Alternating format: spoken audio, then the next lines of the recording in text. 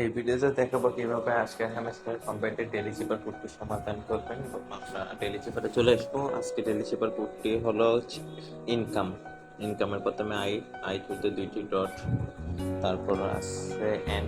N তোলার জন্য প্রথমে একটি ড্যাশ, তারপর একটি ডট, তারপর হচ্ছে সি।